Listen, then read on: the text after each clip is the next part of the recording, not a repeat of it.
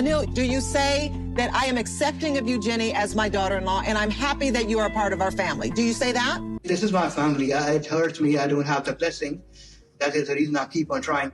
I'm never going to give up on that. It seems there is still a sad state of affairs for Jenny and Sumit versus Sumit's family. Jenny seems to still be banned from Sumit's family gatherings, and it's not looking good. Well, there is something that's looking good, but overall, Sumit's mom is still stern that she does not want anything to do with Jenny.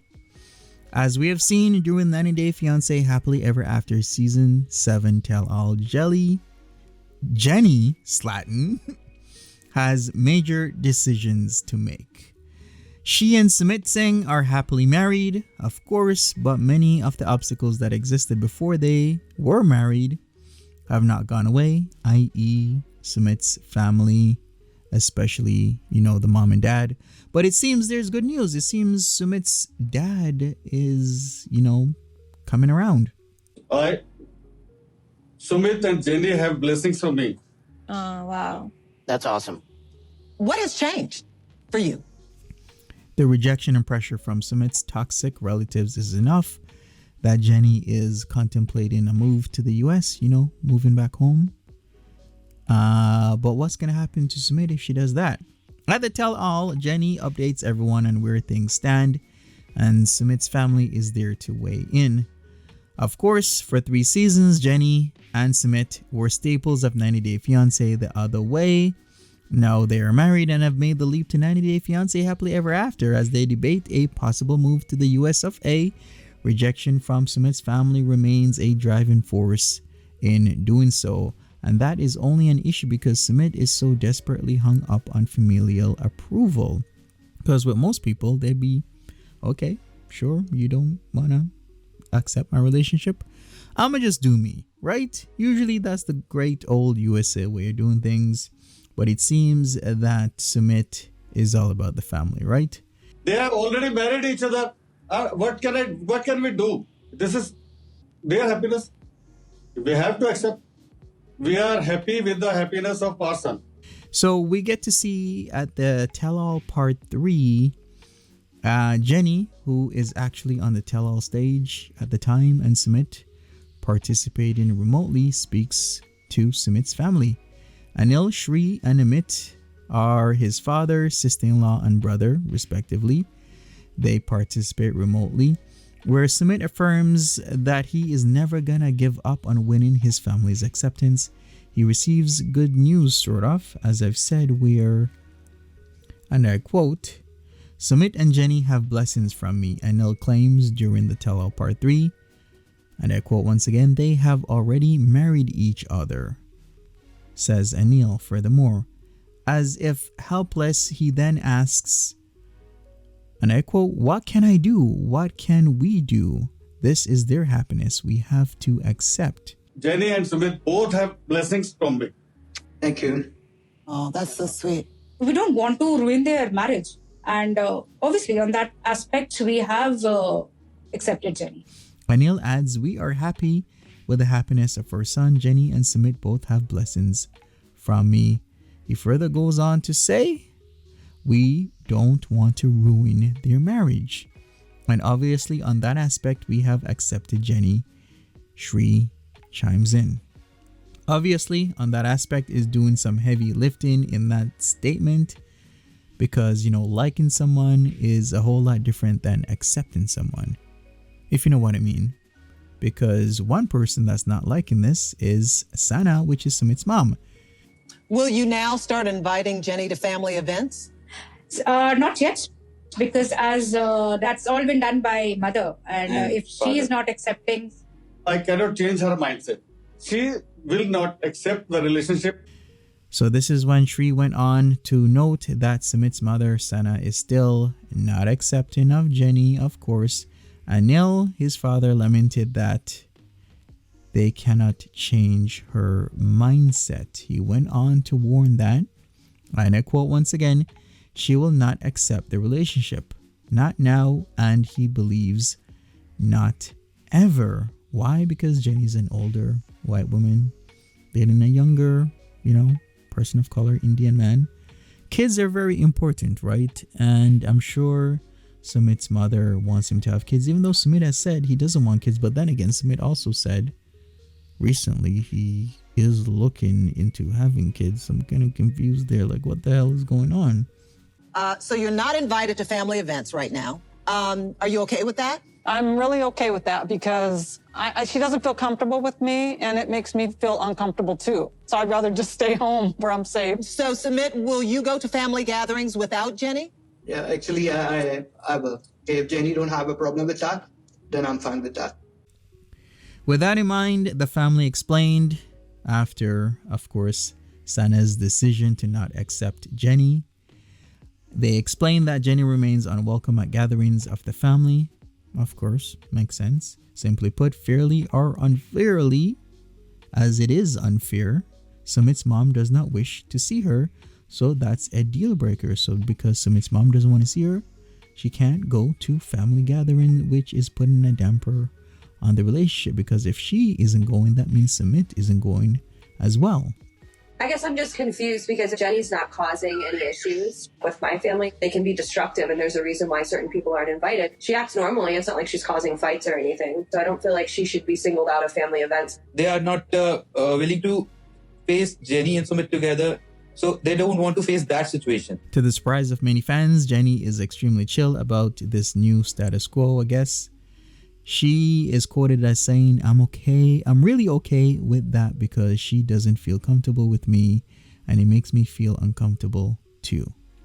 Very reasonable, she adds, and she is saying, and I quote, so I'd rather just stay home where I'm safe. Sumit admits that he plans to continue to attend family gatherings without his wife. Many spouses would not, but this is apparently what works for them. Well, excuse me, I thought he wasn't attending family gatherings without his wife, so I guess I am corrected in my statement. Okay, well, I guess he's seen his mom, he's seen his dad without his wife staying at home. If that's their relationship, that's their relationship. Who am I to intervene, or, I don't know, cast judgment? Well, I can give my opinion, I guess. My opinion is, hopefully his mother, comes around, because it's really hard as a family member to be left out like that. That is extremely hard, and it can take a toll on people's, mental health and whatnot. In other news, 90 Day Fiancé's Jovi reveals if he regrets sharing his relationship on TV. Why is it everybody starts doing these? Oh, I regret this. Oh, I regret that. Well, you signed the contract. You did it, Jovi. You did it, Yarizaya. Stop complaining. We know how TLC works. We know what the game is. You're getting a paycheck.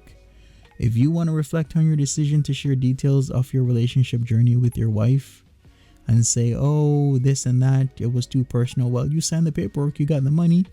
You got the fan base. You got the followers on Instagram and everything else. Stop complaining. So Jovi D recently took to social media to reflect about his decision to share his relationship with Yarizaya on 90 Day Fiancé for the world to watch. Of course, he's from New Orleans, if you didn't know that already, and he most recently appeared on 90 Day Fiancé Happily Ever After Season 7 alongside with his Ukrainian wife, with whom he shares one daughter. Now, the pair have grown tremendously since becoming parents and settling into married life, all while the cameras were rolling. But Jovi's long-distance job and Yara's consistently growing homesickness, timed alongside the war in Ukraine, are two major points of tension that have viewers watching and having it play out week after week on TLC. Jovi recently answered questions from 90 Day Fiancé fans on his Instagram page, including one about if he regrets joining the TV series and exposing his life to the opinions of its viewers. Jovi insisted that he actually is glad he and Yara decided to be vulnerable about their relationship in a public setting. He's quoted to say, "I hope that sometimes people can relate to us," says the 32-year-old reality star, added in the post on his Instagram story. Once her green card was approved, Yara was eager, of course, to get back to Europe and visit her mom with or without Jovi. She spent the majority of the trip fighting with Jovi, and I think a lot of this is kind of TLC embellishing things. But alas, she was fighting with Jovi and not wanting to go home. 90 Day Fiancé star Yara even decided to go apartment hunting in the Czech Republic of all places without barely giving Jovi a warning.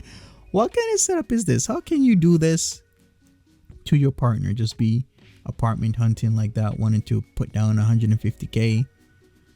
And that 150K is quite a considerable amount of money, but it wasn't going to stretch that far, right? Jovi was also resistant to being flexible with Yara's need to spend time in a place that felt like home, okay? Yara ultimately spent more time in Europe after Jovi loosened up, but they're reliving it all during the 4-part tell-all episodes. Jovi and Yara's most recent appearance on 90 Day Fiancé Happily Ever After could not have been an easy season for either of them to watch, let alone live through. In the first place, Yara has dealt with so much loneliness since moving to the US. She's become a new mom, experienced a global pandemic, and faced with a war in her home country. Jovi is often gone for weeks at a time with his job, and Yara is left alone in an unfamiliar country. Yara does benefit from 90 Day Fiancé, as it gives her a major platform to promote her various online businesses. So hey, good for her. Aside from relating to couples going through similar situations, Jovi and Yara have also probably learned a lot about their relationship, of course, because you do learn a lot when you have time to be with somebody and not be with them. You do learn about yourself and how strong your relationship is. So I'm pretty sure she did learn a lot about her relationship with her husband, of course, during her 90 Day Fiancé experience. And I'm sure it cannot be easy to watch the most intimate, messy parts of your relationship unfold in the public eye, then people giving their opinions on it, of course. However, Yara and Jovi's relationship is probably stronger for it. And it doesn't mean or seem likely that either will jump ship on the 90 Day Fiancé train anytime soon, given all the other benefits of a reality TV career. Exactly, because there are benefits. That's why they're doing the show, and that's why everybody else does the show, right? The benefits of being on TV is immense. Bottom line, you get money, you keep getting money as long as you're in the public's eye. And then she can push her various online businesses. Anyways, that's it for me. Smash that like button and subscribe. I guess I will talk to you beautiful people another time, and I will be back with more content.